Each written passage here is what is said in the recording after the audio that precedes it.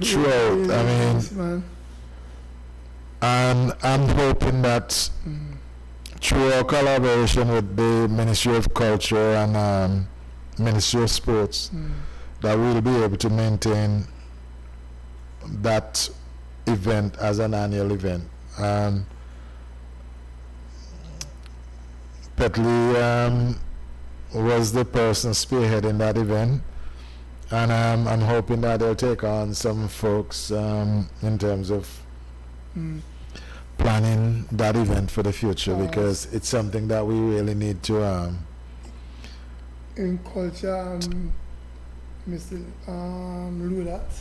Ludat, yeah, reach out to me and pertaining to have a training and at the workshop.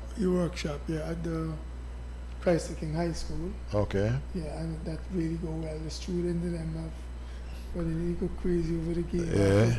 And then, But this is what we need. Yeah, and then explain to them it's not just about the game, but you have to do a lot of other things. And the school, All Saints there, All Saints Road. Yeah. You know, school, I don't remember the name of the school. And All Saints Road? Yeah. Just after you pass the roundabout, go up. Oh, Atos. Right up, no, after you reach Buckley Cross. Oh, okay. That That school there. Yeah. Yeah, they have interest as well. Yeah, I went there. Okay. And really, yeah. Yeah, it's something that we have to get the young people involved in. Because I mean, when they learn about the history and the kind of uses that, the kind of things that they use well for in the past.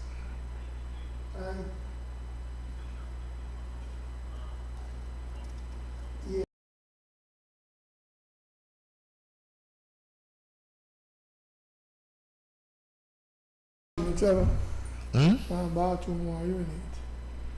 Bathroom.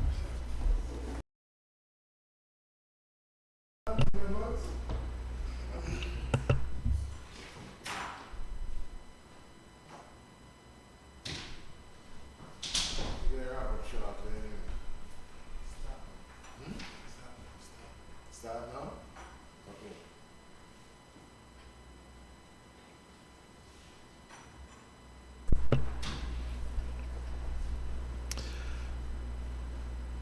Well, ladies and gentlemen, we want to thank you for joining us today. This is another edition of the Antigua Parish League podcast. This version we tagged SLS, which simply means showcasing sports and local skills. We like to expose our local artisans with the fantastic work that they've been doing. And of course, we always like to recognize our sports personality. This afternoon, we had with us the Vice President of the Warrior Association, Cambridge Charles, who has been a champion player in Antigua over the years, and who have also represented Antigua over the years, abroad and at home with some level of distinction. So we want to thank Cambry for joining us today, and we are hoping that the Antigua and Barbuda Warrior Association will get the wheels back in motion in earnest after COVID, because COVID has basically put a halt to a number of the activities and initiatives that the Antigua Barbuda Warrior Association used to encounter. So we are hoping that post-COVID now, the general public in Antigua and across the world will hear a lot more about the Warrior game in Antigua. And Cambry, we look forward, as I indicated, we want to thank you again for joining us, and we look forward to working with the Warrior Association to bring Warrior back to some level of prominence after the COVID lull, because it's time that we got things back on track.